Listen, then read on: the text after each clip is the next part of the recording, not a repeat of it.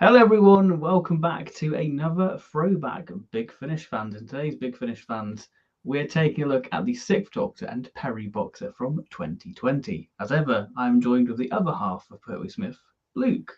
Yes, hello everyone. Thank you for having me, as always. You're half of the channel. If you Yeah. haven't noticed, we've redecorated. It's all thanks to Mm. Luke. It looks very snazzy. I love it, and it's great. Here we are. Yeah, just a lot of fun to work on and then send over to see your reaction to. And as you can Uh, see, it's got a good reaction because we're using it. yeah, it was like, yeah, that's straight on, There we straight go. up there. Bosh, done. But hello, So how are we yeah. doing? Hello, who've been a small collection. Hello, hello, hello. Yeah, I'm doing well. How about you, Ben? How are you doing? I'm doing all right. Yeah, doing all Yeah. right. It's nearly the weekend, so it's Mm. all good. Yeah, you took a week away, didn't you? A week Yeah, to I had a relax and holiday. recuperate. I had a holiday to relax, but you don't really relax because you feel like you've got to do stuff. Mm. Because went to London, if you haven't noticed from the socials, um, did a bit of Doctor Who sightseeing without it being Doctor Who technically. Yeah. So it's It's all like you good. could trick Mel into it. Literally, I was like, should I have a walk? South Bank. And Yeah. I was like, oh, St Paul's is there. We should go there, Mm. and it worked quite well. No. Right. It's the thing with London, isn't it? There's so many. They're so close I together mean, as just well. yeah, just being on the underground reminds Oh you of yeah, Weather Fair. especially Covent Garden. You're like, oh, I've got to walk past where the Yetis and sort of Mm. proto unit, fight to go to Forbidden Planet. It's great. Yeah, I mean, whenever you see the Shard, you're thinking Bells of St John. Literally, you get Yeah. the bike Yeah. music in your head. Did you even hear the word anti-grav? Okay. That one's for you, stylish Yeah, one. Hello, there we thank you for go. joining Hello, us. hello, hello, Hello, Daniel Hager as well. hello, hello. I'm starting to listen to some Sixth Doctor Lost Stories on Big Finish and some monthly range ones. Hope you're enjoying them. Yeah, interesting ride. The Sixth Doctor Lost Stories. Yeah. Mm. Yeah, I'm getting paid tomorrow. Big Finish is not ready, says Hubu with small collection. What are you planning on Oh, buying? Let us know. yeah. Let us know. I noticed me and you, Hoovian, finished Torchwood Among Us 2 about the same time. You put a little post out on Twitter like a couple of days ago, and that was just after I had finished. What's that last story called? I don't know. I've not listened Yeah, to it. you Not don't know got it. either. It slipped my mind at the moment. But yeah, that was a wonderful one where it all starts to come together. I believe you've already done Among Us 3 as well. You finished that one. I've yet to get to it, sadly, but that's probably going to be the next thing to listen to. I had to put that off so that I could listen to Sixth Doctor and Peri to discuss tonight. Mm. Yeah, this has been my first big finish for like 2 weeks. This box set, so Uh, it's been nice to dive into it. Pariahs. Yes, that is the story, Hoovian. Pariahs. It's a very good one. Very strong cliffhanger. Cannot wait to see where that goes. I think it's How I Conquered the World, I believe, is the first episode of the next set. Bells of St. John Love on the stream. Glad you approved, stylish I one. mean, I like Bella St. John. It's not Mm. bad. I mean, I Uh, probably overwatched it back in the day. so it's very popcorny, isn't it? It's like not just a Mm. popcorn flick, but also in the sense that with popcorn, you're always just grabbing more and more and more from the bucket, and Yeah. it never quite fills you up. I listened to Power Play earlier in summer and really enjoyed it. It's one of the most underrated Big Finish audios. That's the one with Victoria in, isn't it?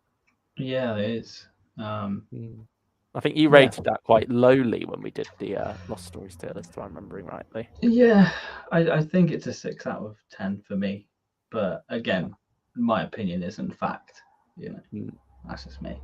Yeah. And I mean, you never know. May improve on a re-listen someone. I mean, May it's get worse on a nearly, re-listen. You can never be sure. yeah.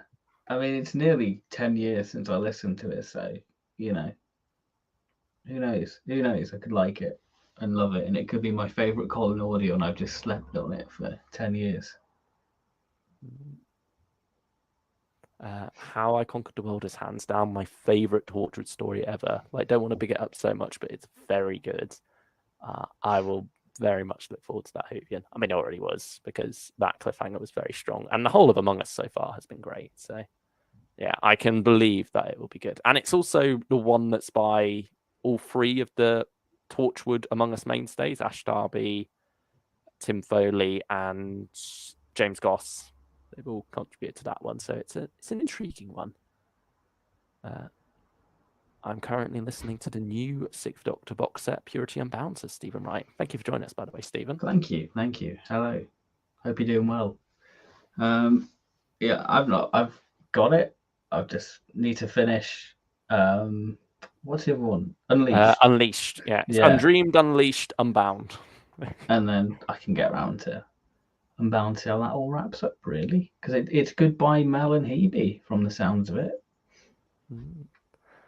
Tim Foley is going on a break soon. I'm going to be very upset. Yes, he put out on Twitter to say that once he's finished up with the 5 scripts he's working on at the moment, he's taken a bit of a step back from the Whoniverse for a while. How dare he? Other things. How dare he? How dare he? Exclusively for us.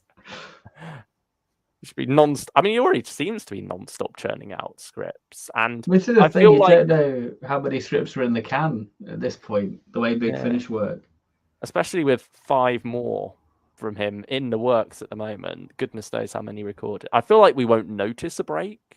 No, because I mean, what's from Among Us 1, Misty Eyes, the one with Gwen in. He wrote that back in like 2019. I think it was recorded 2019 to early 2020.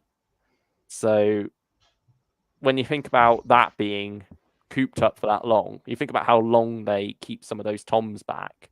Yeah, we'll definitely be seeing some Tim Foley for a long while. I don't think we'll notice much of a gap there. I hope not. Tim Foley is actually making 5 Lady Christina stories. As no wonder he's going on a break then. Oh well. Sorry. I like Lady Christina and Two's Company. Absolutely. Yeah, we approve of her now. I mean, we've never had anything against her. No. We only have so much money. Yeah. I mean, speaking of things that maybe seem interesting, but we just don't want to buy because we only have so much money to spend. Shall we dive into the news with Gallifrey War Room Maneuvers? Yeah, let's go for it. Let's go for it. There we go. Right, I shall load that up. There we go. There's the cover. Yeah, this one was quite late on getting the details. You have more money with no more Diary of River Song stylish one. Yes, and we will take that as a win. We'll take that as a win. Price of box sets going up as well. That balances it out. We don't have to buy more. I mean, we've already both pre-ordered every one of the classic Doctors box sets. We got that big bundle for next year, so we've already taken a huge dent. Yeah, I mean, I've just got to buy one more Big Finish of the year, and then I'm done. I'm done for this year. Unless they sneakily announce anything more. Yeah, but for now, I've just got one left. Yeah. Even though you want me to buy something what was announced today, but I'm holding my ground. Because of Doomsday. I'm not doing it. Oh. But yeah, War Room Maneuvers, beautiful cover. I mean, I think, do you not like this style, or? I mean, you weren't too big a fan of the first cover, at least. Yeah, it just looks a bit bare, doesn't it, at the bottom? Really? Yeah, I get where it's trying to go. At the bottom. It just, it doesn't seem that appealing for me, really. I'm glad they kept it consistent. Yeah, consistency, great. Will the spine be consistent? Probably not. Not that we have to worry. No, we don't have to worry about that. Yeah. You've also got the Berserker Dalek on there. Which is very different from the Berserker Dalek you see on the War Doctor Begins covers. But yeah, I mean, not too much to say about it. You got Narvin in a bit of a Ninth Doctor cosplay. Yeah, he's got his own. I was shocked Narvin had a Sonic, but that just is me, I guess. Yeah, I mean, all looking pretty snazzy, but just not really something that I'm willing to pick up, I suppose. Gallifrey War, or I didn't pick up the first War Room. I sort of put my foot down and said, I went through all of Gallifrey Time War. They said this was the end of Gallifrey. I was like, okay, I'm going to take your word for that. They instantly came along with War Room. It was a very cool trailer. It's got a very nice theme as well. 2 years ago now that's been announced. You know what? I've said my goodbyes to Gallifrey. I'm going to leave it there. Thank you. Yeah. But what else have we got? We've got something else that's saying goodbye. War Doctor begins with Enemy Mine. What was your reaction to the cover? I like it. I think it's a fine cover. I think it's one of the stronger painted covers, and it's nice to see Power of a Dr. McGann on a cover within the space of less than a year. Yeah, that is probably the quickest we've had, like cover-wise, isn't it? For something appearing in the show and then appearing on the Big Finish cover. I think that must be a record by far. I'm kind of over the Time War. Like, I'm more interested in after the Time War, like Gallifrey rebuilding. Yeah, that would probably be a more interesting direction to go with Gallifrey. But I suppose you're never sure what the new series itself is going to do there for the moment. You're sort of always at the whims of that. And I suppose we don't currently know what Russell is going to do with Gallifrey. If he'll even acknowledge it, if he'll just move on from it, say, we've messed about with it enough. Let's leave it alone now. It's destroyed. We don't need to mention it again. But I mean, for me, this cover didn't do too much. I think taken individually, the pictures are great. It's more just the overall composition is very slapdash. It's like, that's a wonderful picture of John Hurt there. But yeah, just the way it's all comes together for me feels very messy.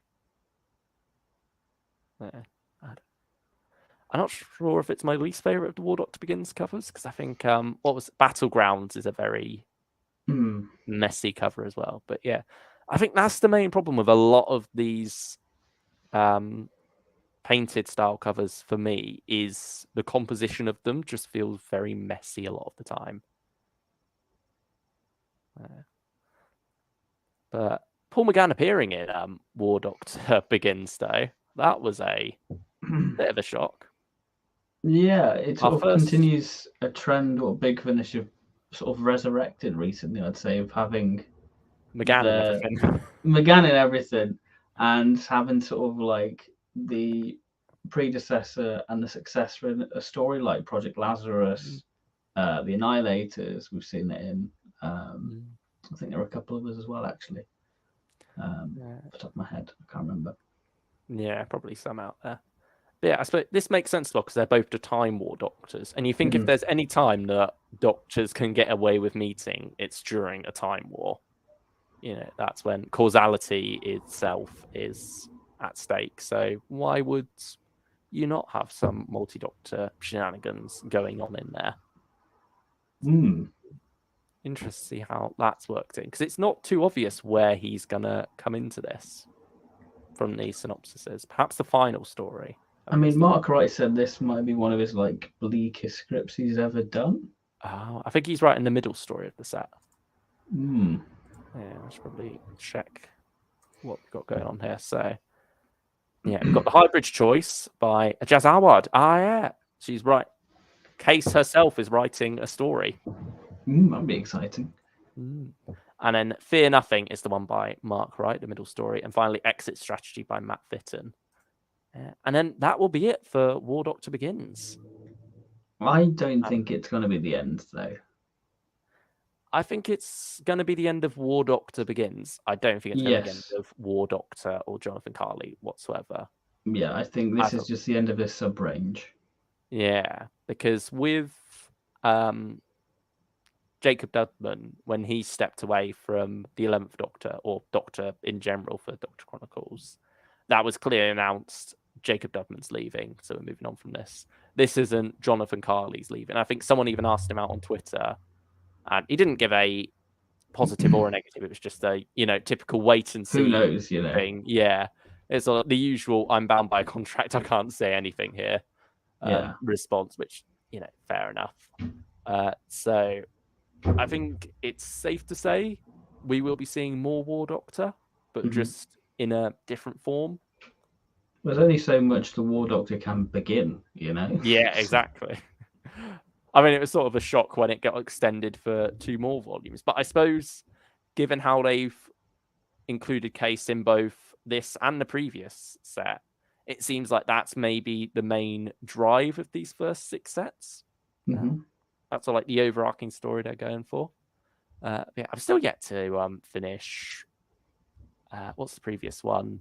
Comrades in Arms, isn't it? Yeah, Comrades in Arms. That's it. I've still yet to finish that one. I've only done the first story. I think you've not even done that, have you? No, I've not. Yeah. I mean, maybe I was in the mood for it, but now I'm kind of maybe I'm getting back into it a bit now because of this news. Yeah. Maybe it could work waiting until the set's nearly out and then doing one long 6-episode run through. Or just do the whole range, you know? Yeah, you could do. I mean, you got some bangers in there. I mean, yeah. Did you ever finish box set 3 as well? No, I've never. Yeah, so there you go. You still got. Maybe you should do the whole range, revisit them. Yeah, that'd be visit good. them. I should do that because Warbringer, you know, because of Case. Yeah, it'd be good. Yeah, I mean, yeah, Warbringer was a very strong one, and yeah, definitely. He Who Fights with Monsters is that's my favorite set. The Further Adventures of the War Doctor coming soon, says Hoover in a Small Collection. You know, damn straight it is. Damn straight. Yeah. Dragon Bugs says, yeah, not personally a fan of this cover. Looks bland to me. Yeah, I agree. Although I do like that it's at least going for some different colours to usual, like the purple and blue, or pinky purpley blue. It's very Doctor of War, Destiny coded, really.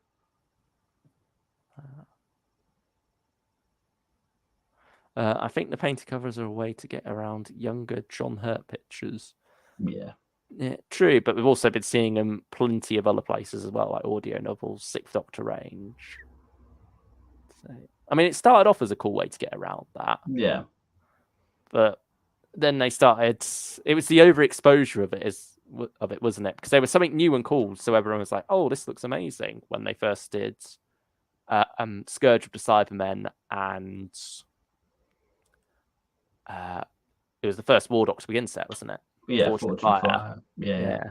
They first popped up with, and I think everyone was reacting. Wow, these are so cool. They were also very well compositioned as well. It was then after that that there seemed to be a bit of a deterioration with them and over use of the style as well, I suppose. Yeah, I think the image choice is just using. It's kind of like Google image, Sixth Doctor, use the first image you find. So it's kind of images you're probably too over familiar with, I would say. Yeah, that's it, isn't it? I just checked search 8th Doctor into Google. That's not the first picture. Maybe it's 8th Doctor Time War, but who knows? I mean, there's still recency with that McGann picture, so it feels fresh, and it's like the first time they're on the cover, so I can forgive that. Yeah, that's true.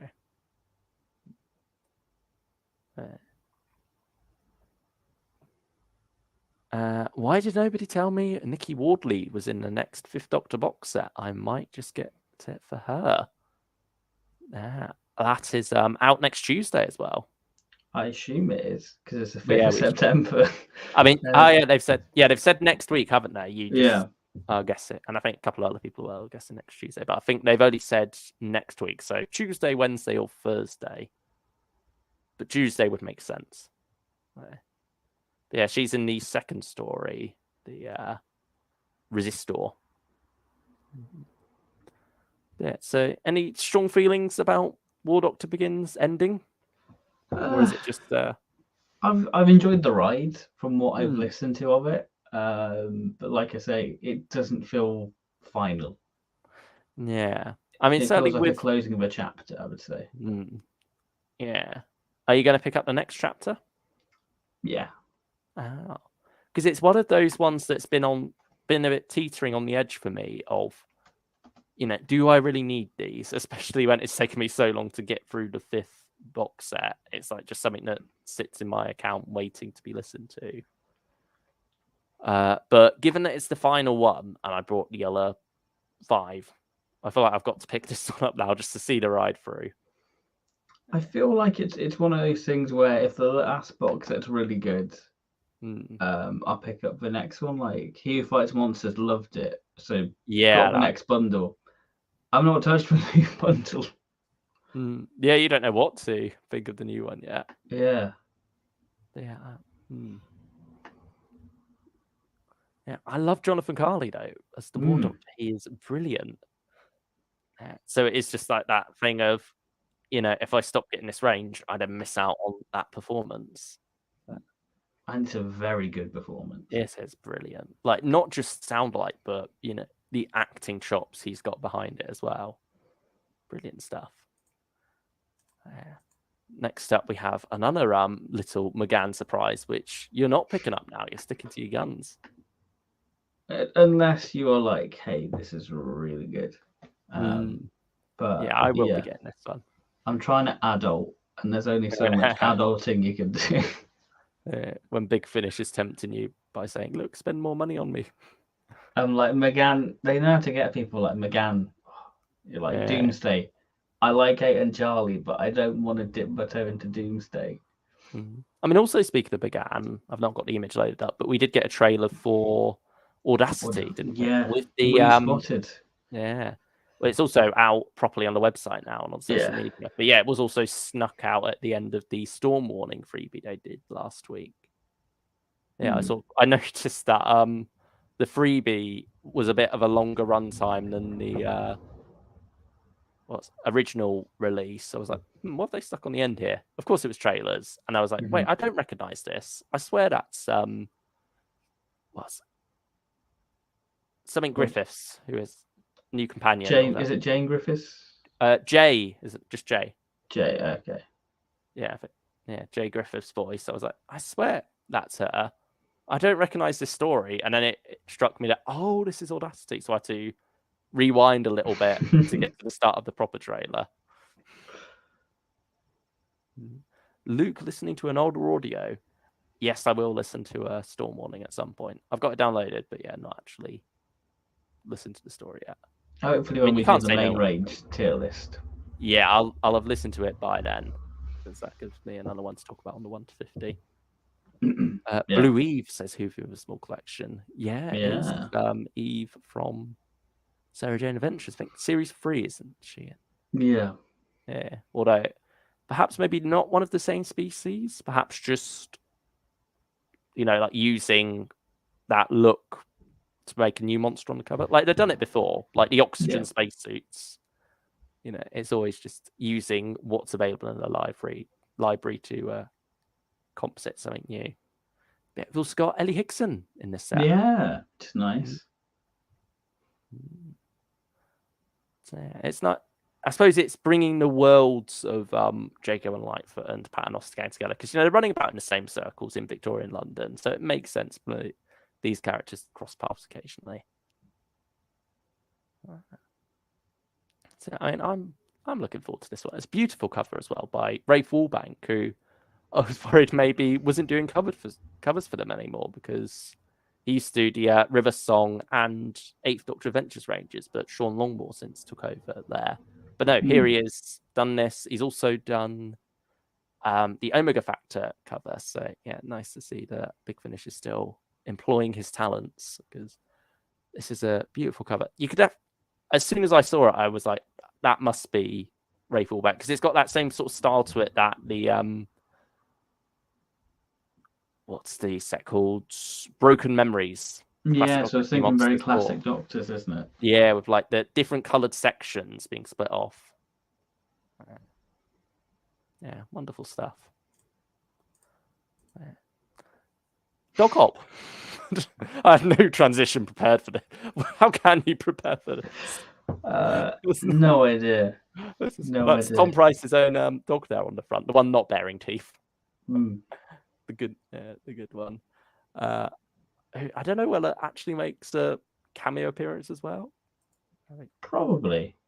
Yeah. Just looking up the name now, because it's in the Phoebe. There we go. Real life dog making her Big Finish debut. I mean, it just looks like a lot of fun. Lauren Mooney and Stuart Pringle, wonderful Very pair good of writers. writers. Yeah. Listen to some great stories from them so far. But yeah, I might pick it up. I don't know. It's Torchwood, so it's always a bit like maybe not.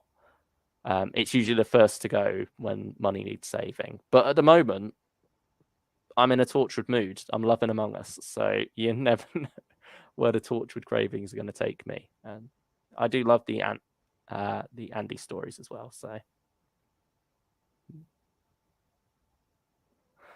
Sean Longmore is now being advertised on websites as the Barbenheimer artist. Good for him. His work is getting big. It's being used by other companies for other Blu-rays. Yeah, I'm glad that Sean Longmore is having a successful career as a digital artist. Because his work has been brilliant since he started doing Big Finish. And I'm sure it was brilliant before that as well. I can't say it. Yeah. But obviously, that was when he came on the map for us. That was when we first crossed paths with his work. And brilliant covers, always wonderful to see one by him. And we see a lot by him at the moment, including quite a bit of individual covers as well. He's cranking a lot of them out. Which is nice. And finally, just a little bit of news, something Just the smallest news. Out. Yeah. I mean, we knew it was coming, but it doesn't stop you getting excited. Like seeing that photo, seeing them together, wonderful. We've got the Ninth Doctor together with the Unbound Doctor, or the Alternative Universe Doctor, as he's credited as, alongside Liv as well, and the Lumiates. Is it Lisa McGee? Yeah. Who worked with Christopher Eccleston on Our Friends in the North? Yeah. Right? Yeah, that's right. All coming together for Time Lord In Memoriam, the first of 2 October releases for Once and Future. I think the biggest shock of this was that Liv's involved in it. I was expecting her to be saved for the 8th Doctor, because we've already done 9 of Liv, so it should be interesting to see how all that comes together. But obviously the main joy is going to be hearing Christopher Eccleston in a multi-Doctor story with none other than David Warner as the other Doctor. I can see the limited cover already, and it's so exciting. Yeah, I mean, hopefully we get to see that tomorrow. I really hope so. Yeah, Friday seems to be there. Friday seems to be Once and Future Day, doesn't it? That's when they drop most of the Once and Future news and covers and stuff. I mean, can't wait for this one. Should be brilliant. Yeah. I love Tennant, but I want to hear this one. Yeah. I mean, we said we were a bit sick of Eccleston, but this is the exception to that, isn't it? Because this is something special. I mean, David Warner. Yeah. We also said we were sick of Once and Future, but again, the exception. No, but I feel like it's hit its stride now. Yeah, and that one, Lisa McMullen as well wrote the one that finally clicked with us, Two's Company, and she's writing this one as well. So it's a strong sign there.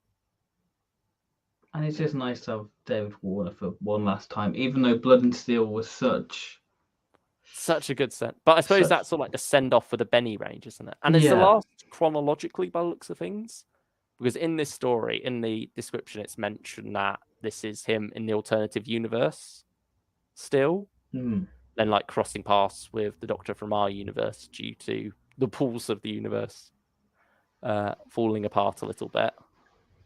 I mean, it's a shame we never got McCoy. McCoy and Warner. Yeah, that seemed to be the thing we were expecting right from when they first did the Unbound Universe set, wasn't it? For them to cross paths. Yeah. But I suppose now this sort of like allows us to have that happy ending where Benny and the Unbound Doctor just get to keep going traveling. And I hope they keep that at least for a while. I mean, I don't want them to retire Benny, but I think they should just go back and fill in some gaps for Benny for now, just to hold on to, that ending of the Unbound Doctor and Benny are off there just exploring, similar to the end how Sarah Jane Adventures ended. It's like that nice little message of the story goes on forever. I think that feels right for those two. The fact Benny isn't in this audio makes me upset. Is Missy going to get hit by the G-Generation gun then, do you think? Because Missy to illuminate back to back. That's interesting. Well, having two Masters in this back to back. Could we see Jacoby in the final one opposite McGann? Could that be where we're heading? I mean, yeah, that's the other interesting thing now. We don't have any cast left from that original announcement. Like, we've gone through them all, I believe. So who could be featuring in the next set? It's Jodie Whittaker or Joe Martin.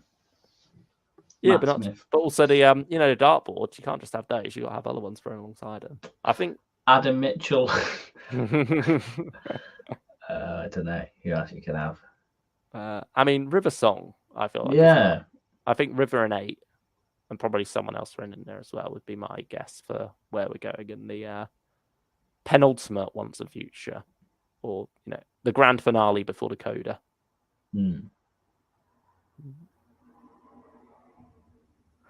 Hear Me Out, Eric Roberts and Daphne Ashbrook with 8th. I mean, I think I've said to you before, I can see the next Master box set featuring McGann. I'll buy that.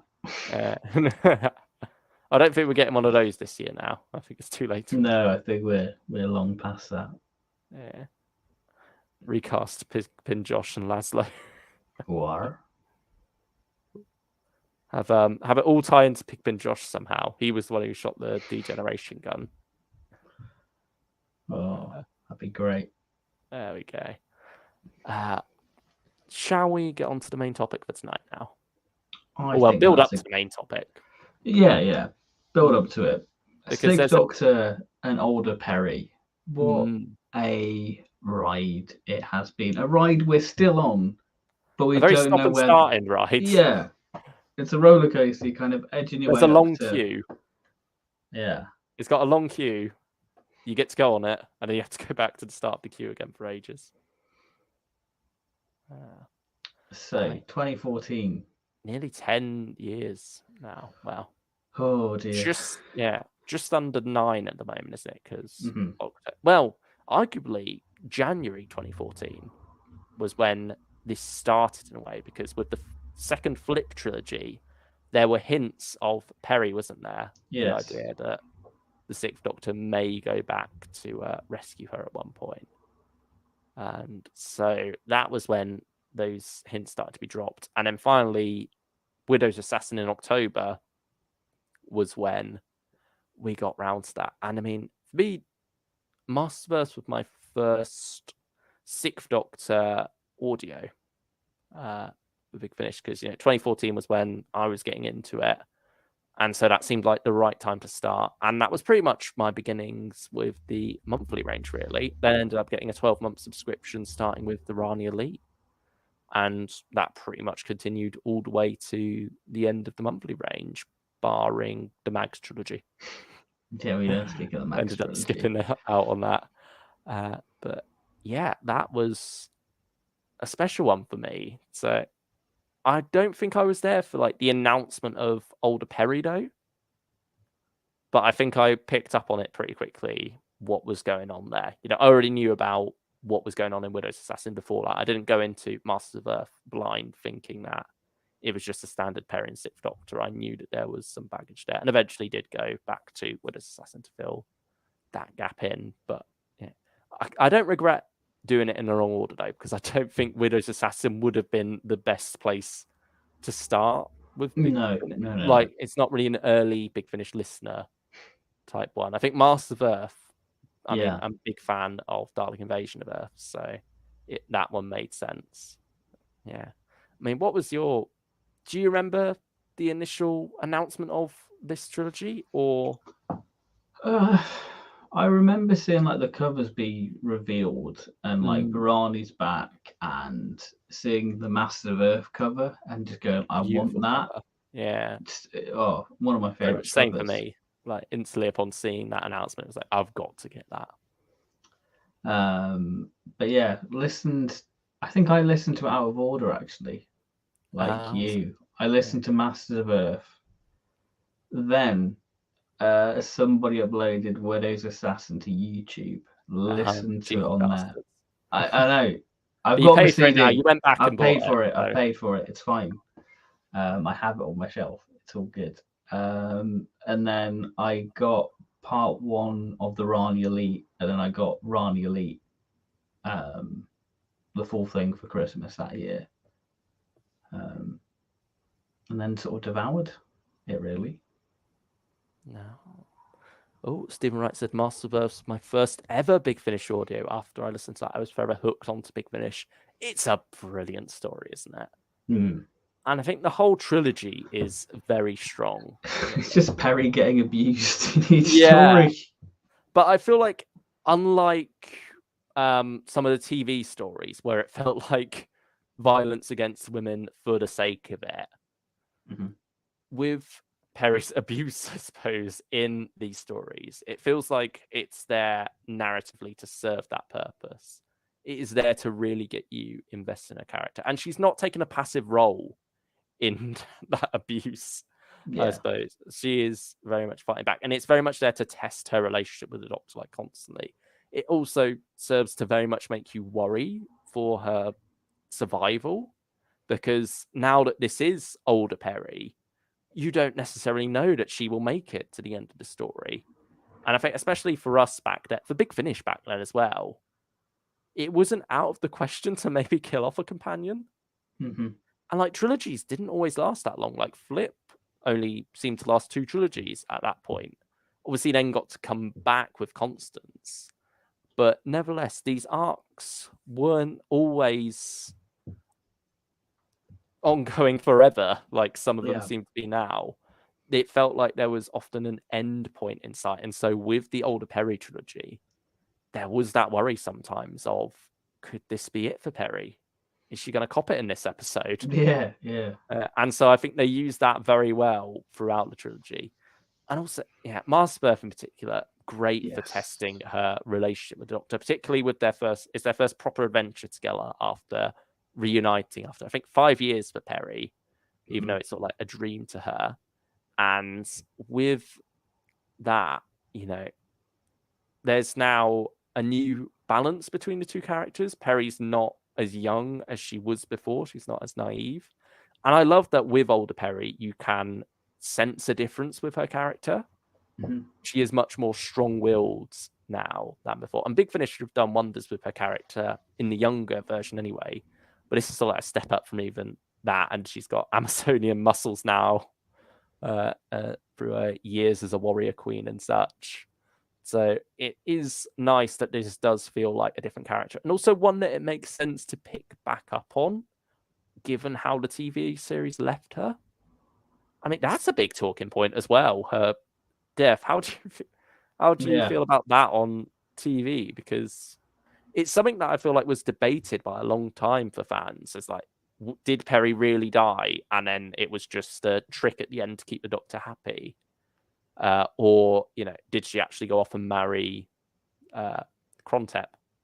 Was it Crontep? No, well, Brian Blessed, of course. I think it's Planet's Crontep, King Ikanos, isn't it? Ikanos, that's the king. Yeah, on Crontep is where they get married. I mean, he wouldn't want to marry Brian Blessed. I mean, it could get you locked up according to the season 23 Blu-ray trailer. Yeah, true. I'm a bit torn on Peri's ending. I don't know how I feel about it. I feel like Big Finish have been able to reconcile it well. I think the Fountain in particular. Yeah. Although we don't necessarily know what her ending is now. Because this is still ongoing. Like, there's no wrap-up at the end of Sixth Doctor and Peri Volume 1.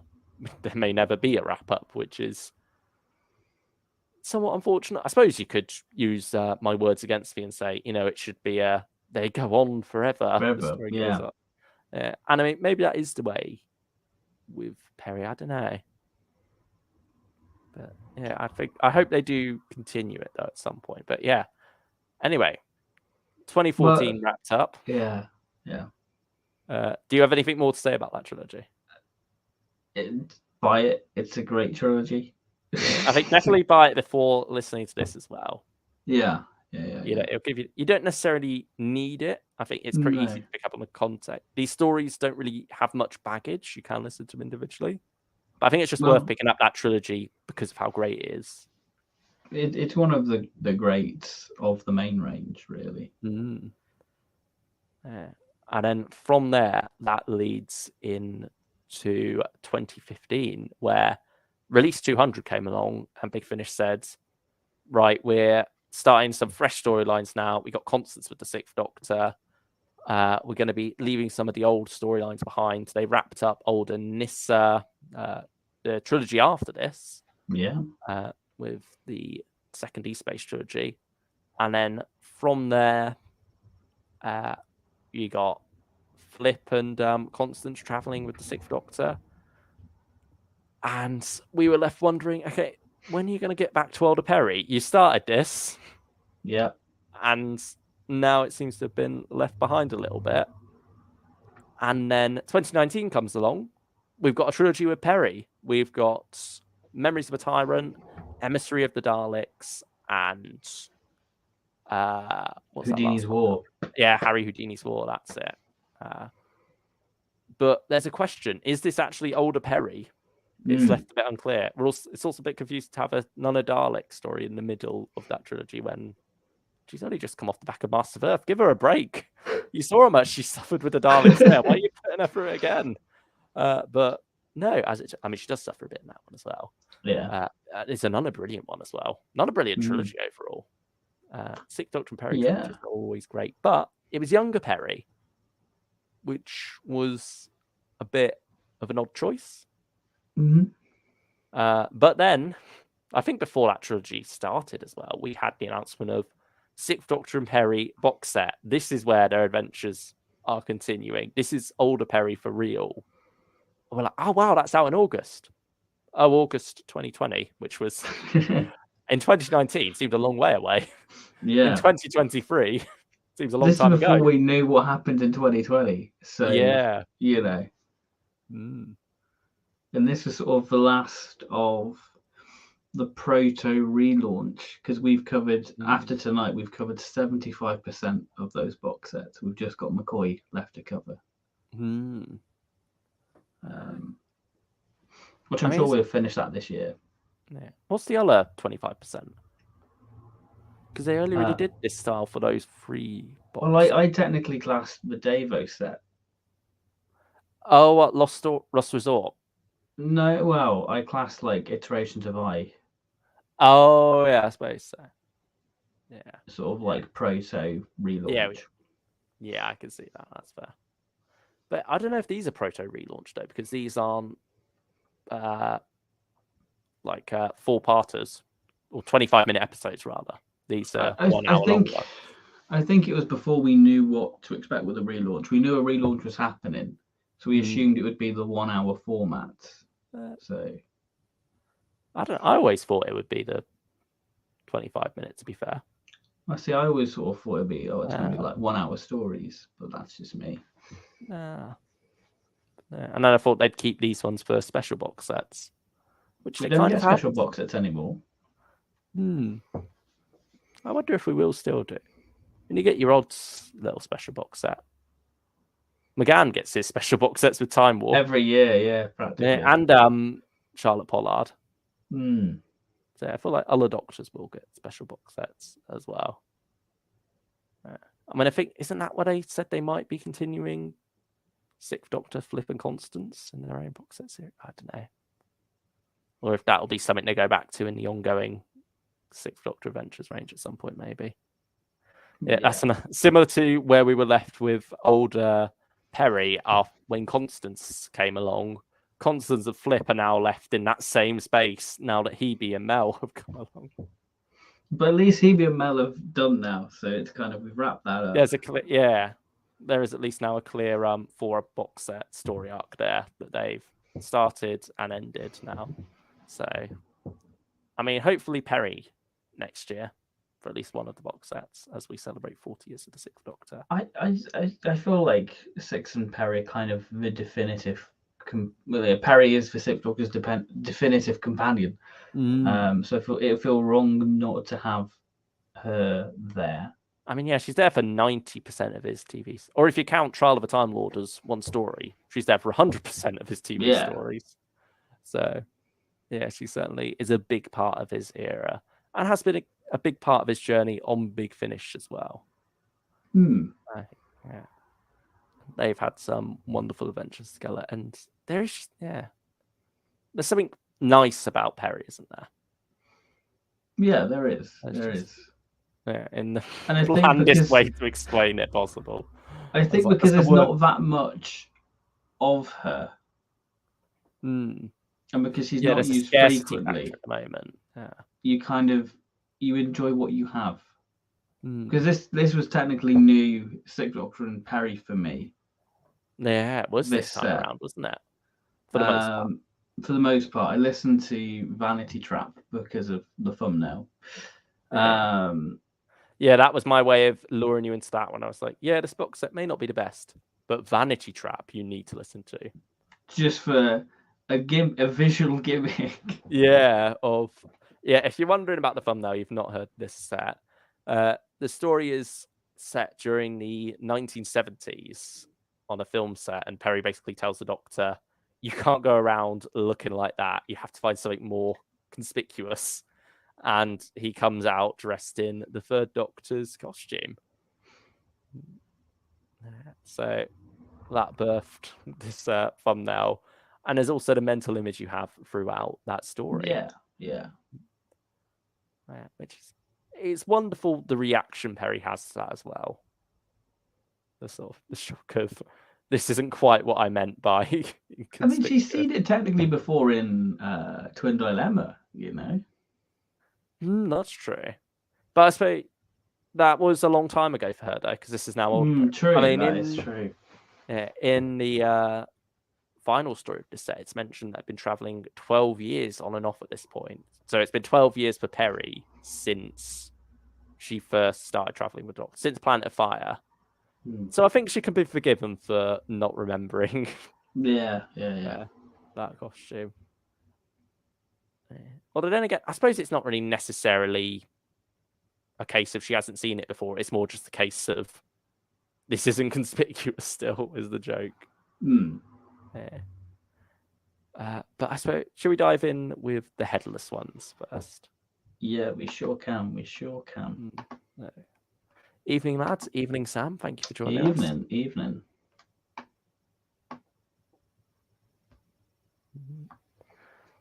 So, since this was your first, did you start listening to this one and then not make it through the first time around? No, I just did the Vanity Trap. You never even touched the rest of the box set then? Yeah, that's the only one I did. And then I needed storage for, I think, like War Master, Heart of Darkness. Like, you can go. I'll listen to Heart of Darkness. I'll download you again when I need you. Yeah. It was tossed into the void at that point. Yeah. Finally got around to it. There you go. So, how was it after all this time then, the headless ones, as your introduction to the set? I think it's the weakest. Oh, really? Yeah, I get what it's going for, but for me, it got towards like the conclusion half, and I sort of got lost with what's going on. It kind of got to that sort of shouty match. The story itself, for a bit of context, in case anyone doesn't know, it's sort of a journey up Congo, isn't it? Yeah, in Africa, searching for a mysterious tribe that may be a missing link in the chain of evolution, the Headless Ones, these monks. Meanwhile, the Doctor and Peri are there because they've intercepted a distress call in deep space that's originated there. And when they meet this exposition searching for the Headless Ones, they think what they're searching for may be one in the same.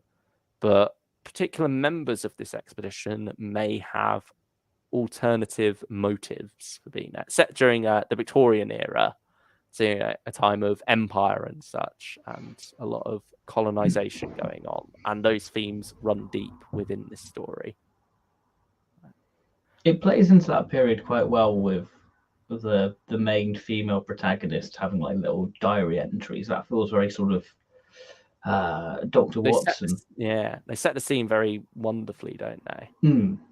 Yeah, and certainly are a good bulk of the story, I'd say. Like, they're not just light little bits every once in a while. They do take their time to really take you on this journey. And yeah, it is a long episode. It's the second All one. of these are quite long, to be honest. Yeah, they're very chunky. This is an hour and 10 minutes, just about. And I feel like it's not quite paced well enough to match that runtime. It does feel rather stop and starty. I think my main issue with this. So I can see why you would struggle there. I think the messaging is very strong. Yeah. And I can really get behind that. I love that it's challenging colonization in the way it does. But yeah, certainly it does take a dive off a waterfall towards the end. Yeah. Which is a shame. But yeah, it just does feel like it gets to a point where it's already runs built out of runtime. Yeah. It's like it keeps building, then dropping, then building, then dropping. It's not a clear build to a climax and then a drop again. It's pacing wise, it's really let down by that. But it has some wonderful moments throughout it. I think some wonderful philosophical chats between characters. There's some nice quieter moments for a lot of them as well.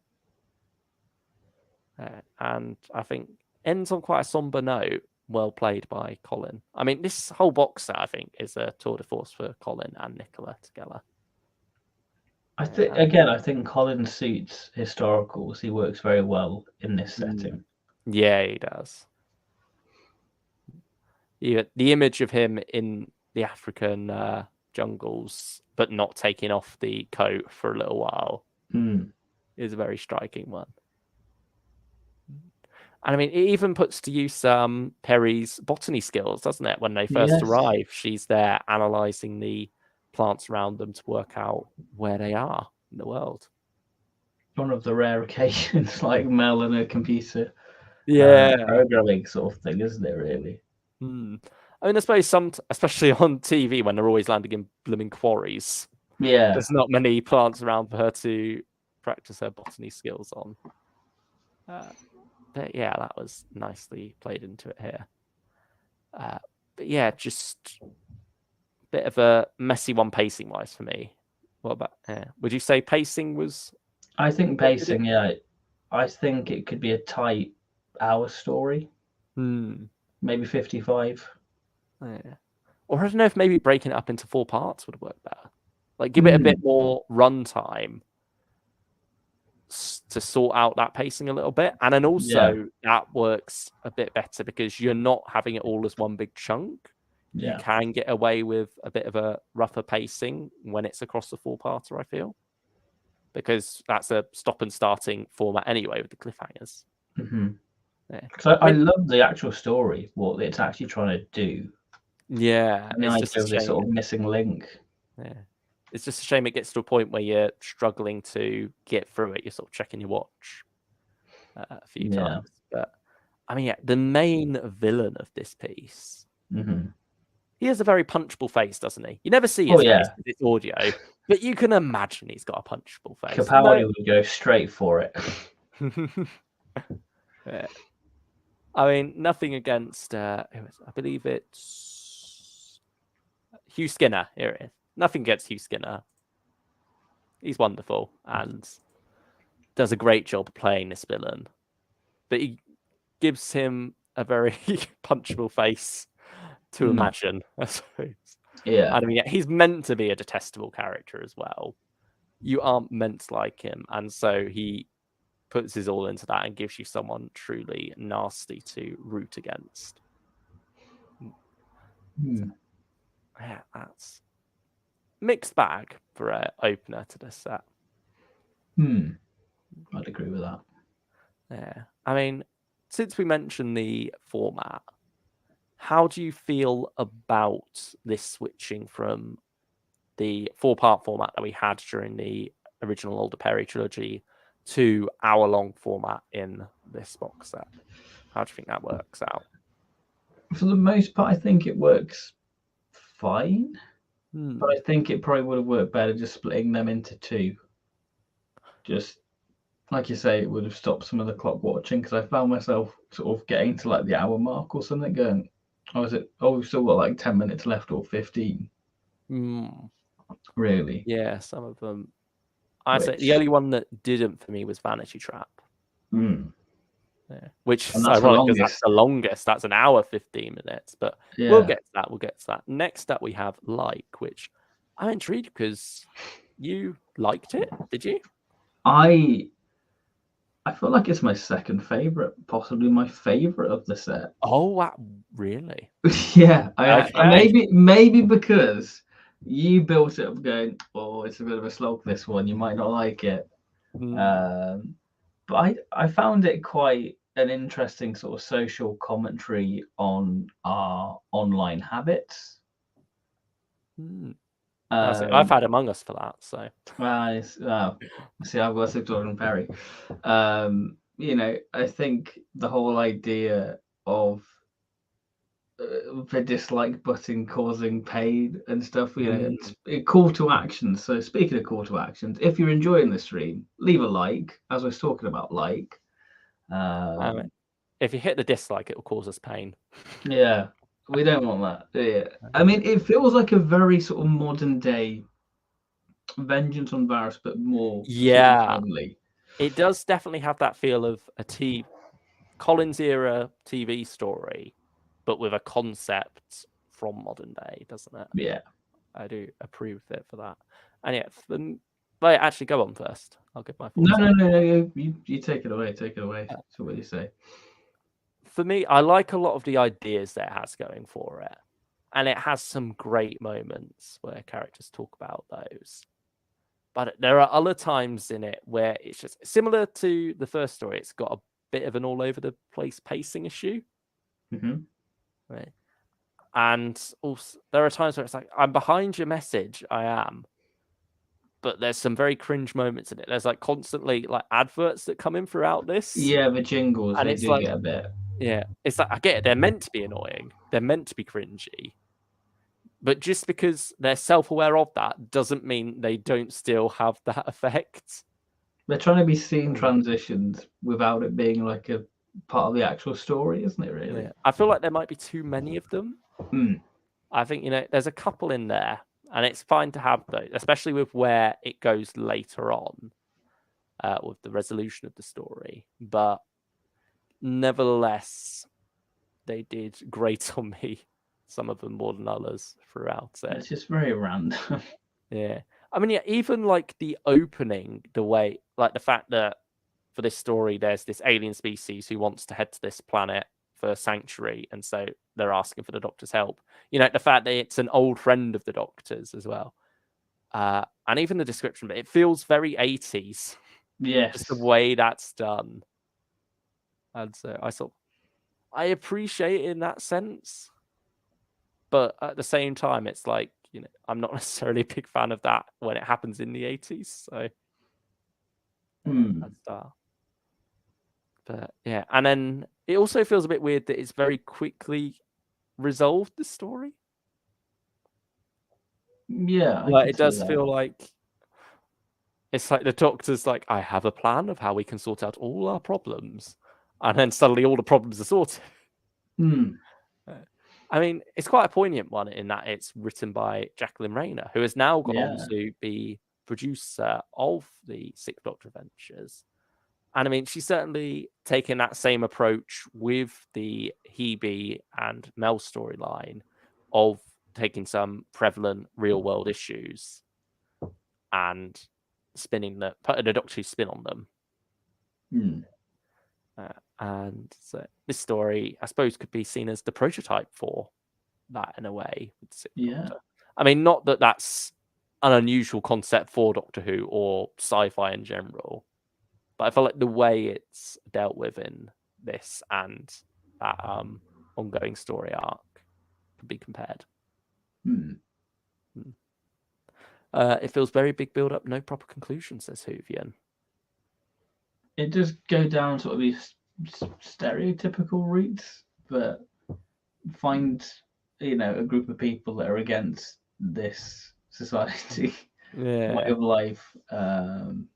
It kind of is kind of your generic 80s sci-fi, but it's fine. I wanted to like it more than I did because I do very much appreciate what it is going for, and it has beautiful moments, wonderful discussions between characters at times, particularly with the Sixth Doctor and who's the Scottish one. I'm terrible with these names. Yeah, the one who rescues him. Yeah, I know you mean. I know you mean. Yeah, I mean, there's a wonderful discussion between them when they're hiding underground. Yeah, there we go, a scan of the cast list. She'll be there somewhere. Is it Kaylin? Yeah, I think so. That rings a bell. Yeah, but I want to like it more than I did, I suppose. But it might. I don't know if it's my least favorite of the set. But did you prefer it more this time around? It did improve quite a bit this time around. Okay. I think certainly I remember hating it quite a bit, but at the same, I feel like there was still a watching factor. There was very much that feeling of, can it be over already? It's dragging on a bit, which is a shame. Yeah, especially because it's the shortest one of the set. But so now we get to the longest one of the set. This is your fave, so take it away. This is my favorite. I'm surprised that have you turned on it, or have I just? I think I prefer other Big Finish film set ones, but I still think that this is good. Yeah, I mean, it is very much that same style as the Silent Scream. They've even both got these menacing American characters or doctors even. Yeah, operating on female film stars. There's definitely some similarities to be drawn there between this and the Silent Scream. You've also had Monsters in Metropolis recently pointed out as well. That's another one. Yeah. I mean, I did for the thumbnail screen grab that film set from the original Ninth Doctor trailer. He's talking about monsters on movie sets. I screenshotted then. No, Derek. To squeeze the Sixth Doctor in his Third Doctor get up onto that thumbnail. But yeah. For me, though, this is my favorite of those and one of my favorite Sixth Doctor stories in general. Wow, okay. It is incredible, I feel. So this story, basically, Myrna Kendall, this huge film star from the 60s and presumably 50s as well. They don't give an exact date. They leave things like that fairly vague. But this was her last great film in 1972. She's on a talk show. Suddenly, Sixth Doctor and Peri arrive, no idea what's going on. And it turns out they've met her before and they were there for that final film on that fateful day. It feels very new series, doesn't it? You can imagine like Tennant and Donna having something like that. Yeah, or maybe Capaldi even. As that style to it. But yeah, I mean, so a bit Empress of Mars. You know that. Yes, yeah, I see that. But yeah, and then from there, they go back to find out exactly what's going on here to complete that loop. And there's all sort of time shenanigans going on. It becomes very Sapphire and Steel as it goes on. And with that, you have time feeling like the enemy. You have this unseen force out to get them. It is better than Flux. Sorry, Flux. I love Flux, but it reminded me of Flux. Yeah. But the way that time is so unforgiving, it's this unseen threat. It's all around. It's creeping in on them. the delivery of that is brilliant. There are some twisted moments in here. very bleak, especially with Yeah. Derek. Poor Derek. Yeah. Well, I mean, there's a line about, can you get an egg out of a cake after you baked it? Yeah. Which, I mean, if you It's don't know, classic TV Colin, isn't it? yeah. I think, again, it's the horror is what you don't see. Mm. Yeah. That's when horror works at its best, isn't it, really? Yeah. So it's brutal for that. And then there's just some very creepy moments, like when that music comes over the tannoy and such. It all sets a very unnerving atmosphere. But you also have wonderful characters in this as well. Stephen Critchlow. He's always brilliant. Love him. Oh, yeah. What's his character's name? Jimmy Garfield. We have it. He is a wonderful character throughout the story. And I think he just wants to enjoy his biscuits. Yeah. You have a wonderful line about how Britain's all tea breaks and unions or something like that. Yeah. Wonderful stuff there. It paints a wonderful atmosphere at the start. It's a very slow build. It's very well done in its pacing, I'll say. There's a clear build early through the stories. You're getting to know the characters, but some unnerving things are going on. Some mysteries are laid out, and then it slowly builds to that conclusion. One thing probably the weakest part of this story is the conclusion. It does feel a bit rushed, which is bizarre. It's a 75-minute story. I never felt like I was clock watching during it. I was constantly sucked in, always ready to listen to the next part of it. And so it just it's not like my solution would be, trim out some of the fat earlier on so that we could have more time with the resolution. It would be allowed us to be even longer somehow. I don't know how much disk space it would take, but yeah, it feels like it maybe needed even more time to give it a strong conclusion. It's still a very good conclusion, but I feel like it's the weakest part of the story, sadly. I think that's my problem with the box set in general. I feel like a lot of them suffer in the conclusion. I think the conclusions of where it just lets everything down, really. That's right. We haven't actually given these rankings so far, have we? No, not really. Yeah, it's really. Well, should we, since we've missed it out for them all, should we do the last story first and then give them all the ranking? Yeah, let's do that. Yeah, but I mean, what are your thoughts on the Vanity Fair then? Because I've given a lot of praise, so I like it. I did find myself sort of clock watching a little bit towards like the last 20 minutes just to see how long we've actually got left. I mean, I can understand with the length.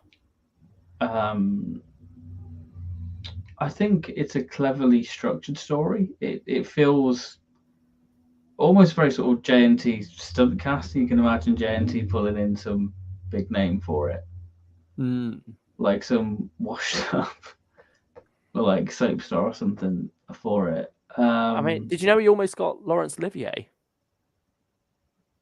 No, I didn't know that. For the revelation of the Daleks, you'll never guess which character was almost played by Laurence Olivier. It's got to be Professor Jabel. No, it's the one at the start, the human who's escaped. The mutant. Yeah. That's just the one who has his tussle with Colin and then has a heart attack and dies. That's a waste. I can see why he turned that down. He didn't turn it down. Did he not? It was deliberately put in there for him because it was something they could easily do for one day quickly because he wanted to do a Doctor Who. Blimey. So they were like, write a little part in just in case. But I think there was some scheduling issues, so he never got to do it. But yeah, that was almost Laurence Olivier. Oh, crikey. Which is that's what I was saying, alternate universe out there somewhere. Probably wouldn't even have recognised him. No, you probably wouldn't have under all that prosthetics. Anyway, Sixth Doctor. I mean, it's still Sixth Doctor related to Sixth and Peri. Back to Vanity Trap. You were saying about how you can imagine that being stunt Yeah, casting. yeah, stunt casting. Yeah. It feels very 80s. You can imagine sort of like the beige coloured sofas and walls of it all. I mean, I think the chat show was set during the 90s, wasn't it? Oh, was it? Okay. Yeah, I think 92 is. Oh yeah, that's when they come back. Yeah, when they come back. I mean, it's not clear at the start. That would be one thing I think they could have made clear, because it's only at the end they reveal the chat show was in 92. But yeah, but then again, maybe due to timeline shenanigans in the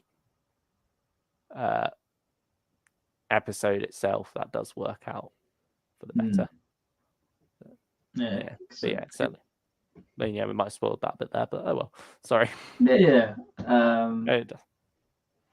Yeah, I sort of got like Silver Nemesis vibes when Colin got in the car and just had a little drive around the studio. Oh, with the dog as well, Pookie. Yeah, it felt like a love letter to that time.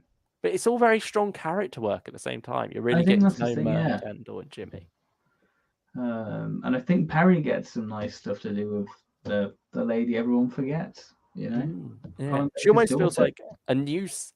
She's given a new series companion role, isn't she? Of going to check on the one who's upset, like Rose in Unquiet Dead, checking on Gwen and such. Yeah, it's very much watching out for the people who are often overlooked, and in this case, quite literally often forgotten, and becomes the main villain. Yeah, of it.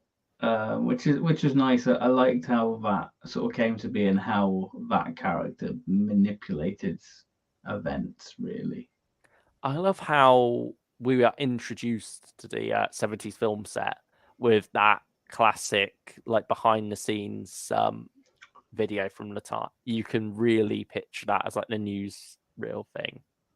Like even just the sound design of it feels so faithful to that style of little behind the scenes news videos that would come along. It reminds me of, have you seen like the studio footage when they were it's like a day at the BBC and they were like filming Carnival of Monsters? It has that sort of feeling. It sort of reminded me Inside Number 9 did like a DVD commentary, and it's sort of in the same ilk as that sort of start, and it's got Derek Jacobi, which is very good. But yeah, it reminded me of that, which was quite fun. And obviously, because we live for that type of stuff anyway. Yeah, that's true. It feels right. It feels very right up for us Who fans.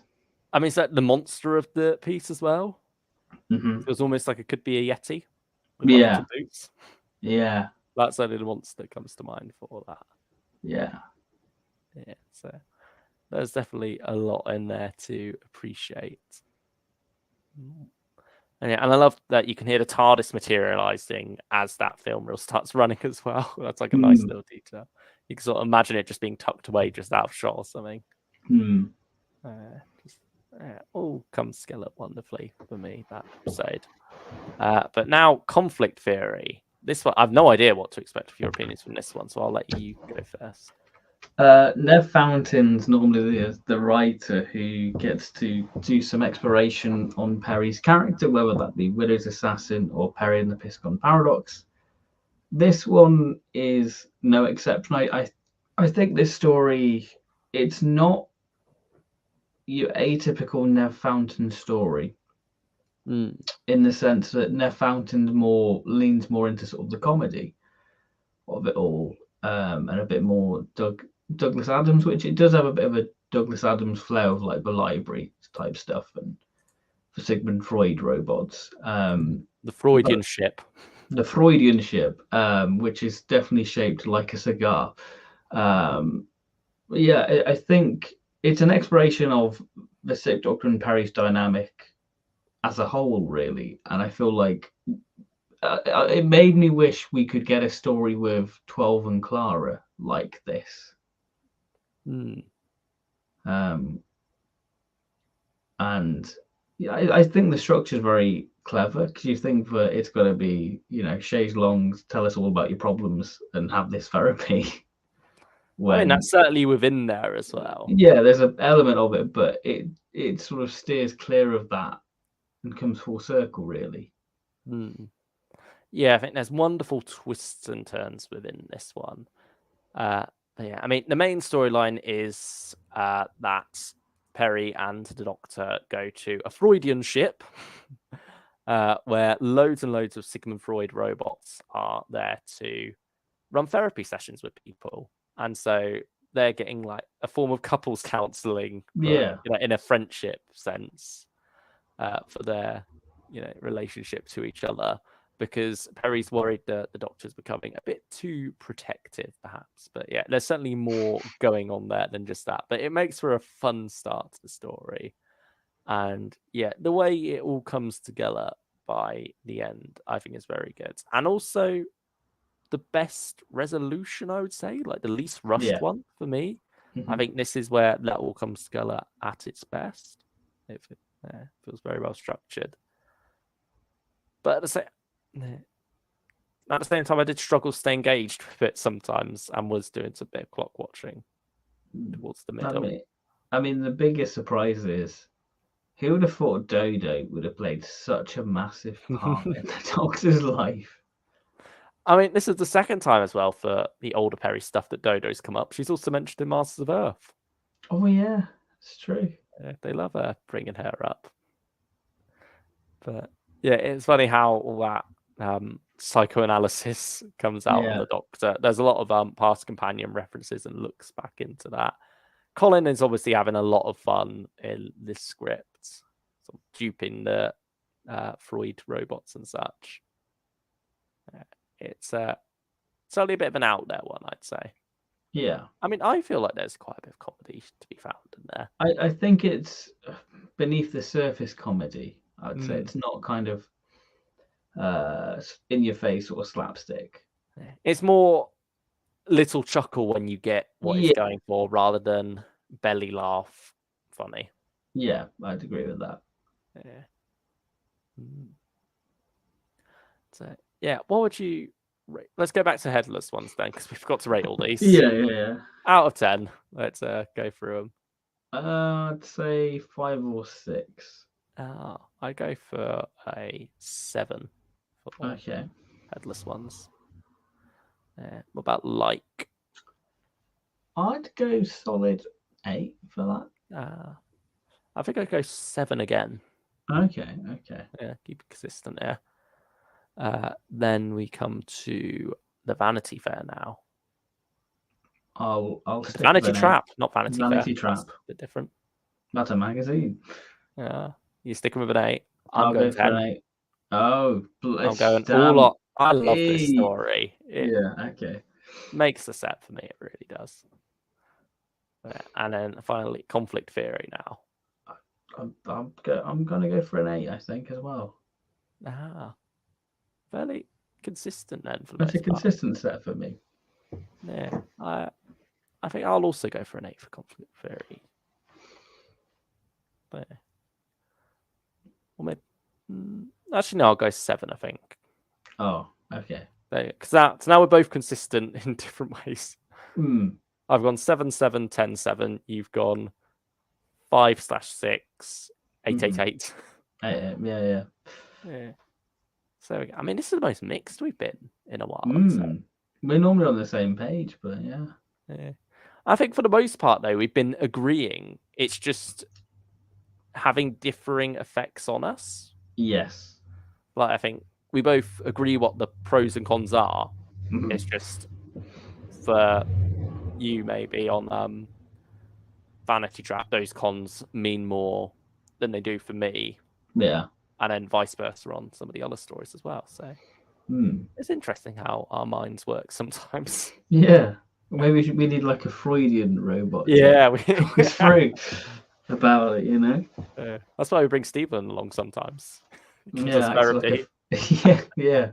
Doctor Who therapy for us. Oh, it's a joy. I mean, a lot of the times these are therapy for getting our Doctor Who opinions out there in the world rather than cooping them up inside. The Devil at Christmas, is that the Inside Number 9 app? Asks. It is, yeah. With Jessica Raine in it as well. Okay. The Sixth Doctor and Peri set is tearing us apart. Yeah, this is the last stream. Hoover's will collect also waiting for older Peri and older Dodo traveling with the Sixth Doctor. Maybe that's the grand scheme of the older Peri stuff. They were just waiting for Lauren Cornelius, you know. Yeah, they're letting her get established with Stephen Noonan for now. Then they're gonna give it to Colin. That's what happens with Big Finish. It all goes to Colin. Yeah, I mean, when do you think we're going to get more older Peri, if ever? I mean, I'd like to say next year, but I don't. at With this it point, being I don't 40 know. years of Colin, I feel like they're just going to go back and use TV Peri. I feel like it's the easiest way, particularly because with that kind of box set, you're going to get a lot of new listeners coming along. Yeah, I mean, we know it's Davros, so don't know. I suppose also there's not like a clear enough distinction on the covers. Yeah, because it is still, you know, and I don't want them to necessarily use older Nicola because it's not that far ahead. Well, where does the Blu-ray trailer come along? You know, we ignore that. Yeah. We stick to the Big Finish canon. Yeah. Yeah, I mean, I hope we get more at some point, either part of the ongoing Sixth Doctor Adventures or its own box set. I mean, that's the other thing I forgot to mention. Early on, while this was being developed, it was originally going to be all one long story by Nev Fountain involving the Time War. I mean, that would have been wild. But I guess we kind of got that one long story in his little Christmas one, didn't we? Yeah. And I suppose Shadow of the Daleks as well was when we got that idea of the Time War mixing with a classic Doctor. Like Big Finish never wanted to waste an idea like that, so they did get around to it. I mean, technically not long after this.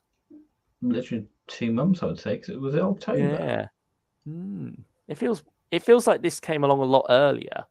I don't see this as a lockdown time release. I suppose restrictions were easing around this time in the summer. Yeah. But yet, for whatever reason, I feel like this is longer ago than it actually was.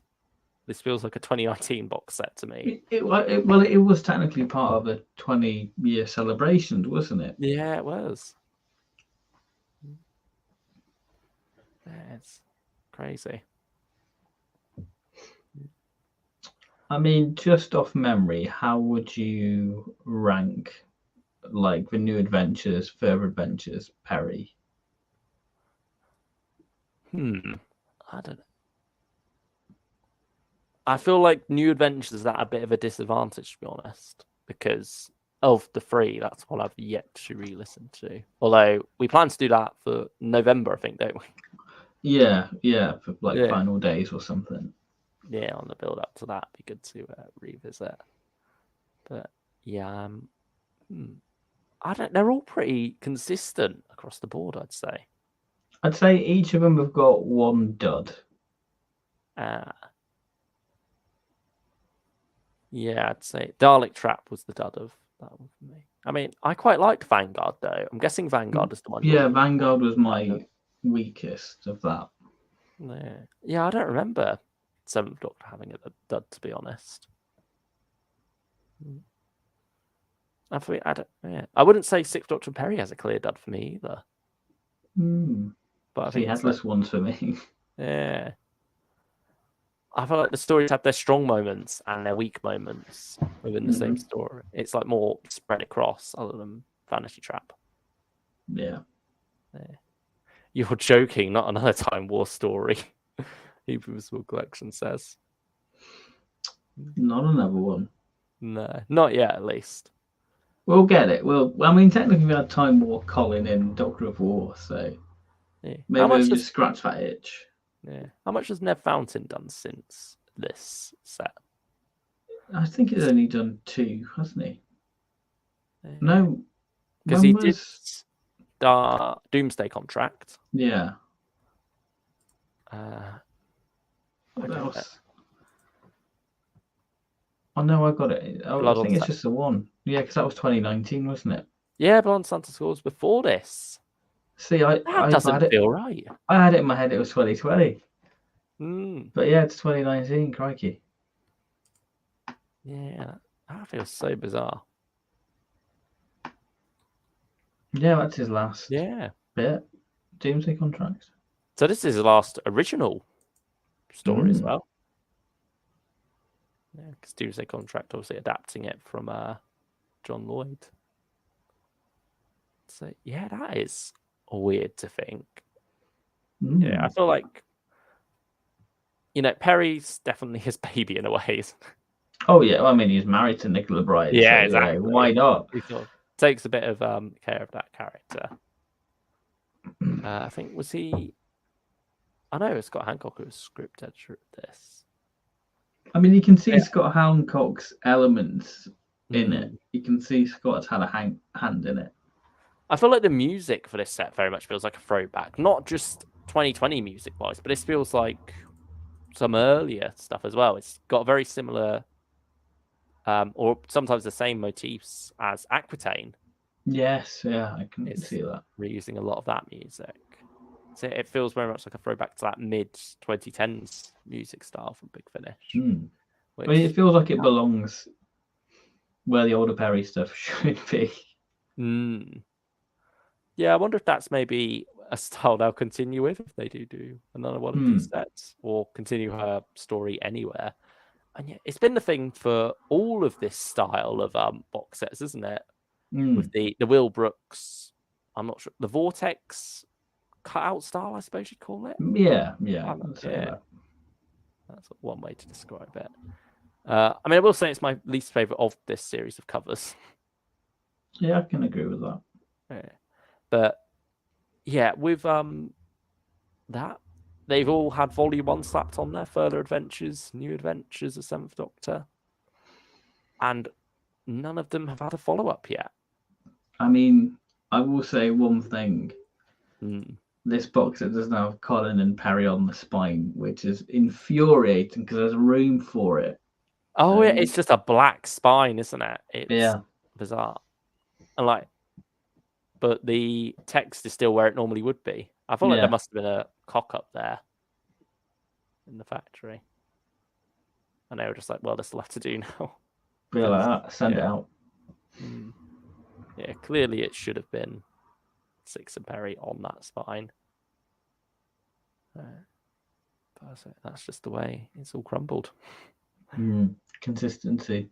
What is it? Yeah. It's a meme at this point. I mean, is this one on the... Yeah, this is on the end of line. It's still up there if you want to pick it up. I'd recommend it. I'd recommend waiting for a sale. Yeah. It's 35 quid at the moment for CD. It's 30 for download. I mean, it'll be on sale next year for sure for 40 years of 60. Yeah, if not before then. But I mean, it seems there's some weird sale going on in September from Big Finish. So it could be there. Could be there. Yeah, I think it's like one a day or something. I'm back. Hello, Stylish One. Hello. I mean, just as you arrive back, I suppose we leave. Yeah, we're getting to that point in the night, really. Yeah, I think we've said our piece on Sixth Doctor and Peri. Yeah. Anything more to say? It was nice to finally listen to it, I'd say. I mean, I like the chance to go back to it. Yeah. I'm glad I can take it off and say that was that. But yeah, it's okay. Yeah, finally off the backlog now, Yeah, it's off the ever-growing backlog, Yeah, just got to get around to War Master and War Doctor. That's a story for another time. Oh God, yes. I mean, yeah, when we do the 2023 tier list, I'll definitely would have listened to those by then. Hopefully. You tackle one, I'll tackle the other, and then we can tier list. Yeah, that's it. That's it. There we go. I mean, I've already started War Doctor, so War Master's yours. Fine. That's what I'll listen to tonight then. Oh dear. But yeah, all that's left to say is thank you all for watching.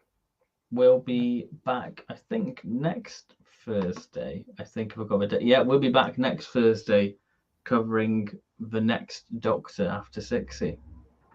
Nah, okay. You know what I'm on about. I don't We, actually. we I did might have it. lost it. We did it 2 weeks ago. Oh, of course. Sorry, I was No, thinking stream, but no, no, this no, no, isn't no, stream. no. This is pre-record. So We did it you pre-record. threw me off there. I'm sure we'll be back Very, with another stream somewhere yeah. as well. But yeah, next Thursday there is something different to look forward to. Mm. So yeah, I'm very excited to see how that one goes down. Me too. Me It too. is something we've spoken about before. It's something we've been Yeah. Not speaking surprised. about for a while, and now we finally started to get that one in the bag. Did I mention I've got 2 sets left in my marathon? Says Who from the full collection. Okay. Well, I mean, you've probably beaten us with your you're Big doing better. Finish. You know, we've missed releases this year. Yeah, I mean, what was the most recent set I've listened to? Yeah, technically, Once and Future T's Company is the most recent thing I've listened to. I mean, to be honest, the next 2 months are fairly quiet, Big Finish wise, I'd say. Well, not necessarily, but at the same time, it is for us because we're not bothering with Rose Tyler, Yeah. War Room, or Doomsday. Or are you going for Doomsday? I don't know. I feel like it'll be a spur of the moment thing where I'm like, I want McGann, but I don't want to be a part of Doomsday. Yeah. Maybe be a part of Paternoster Gang instead for you, McGann Fix. I'll wait to see what you say because I don't know if I want to. I want an adult, you know. Yeah. I want to try and be responsible with money, not just go take it. You'll end up getting the bundle now. That's the thing. I will. But yeah, there's a lot of exciting things coming up in Big Finish, regardless of whether we're picking up or not.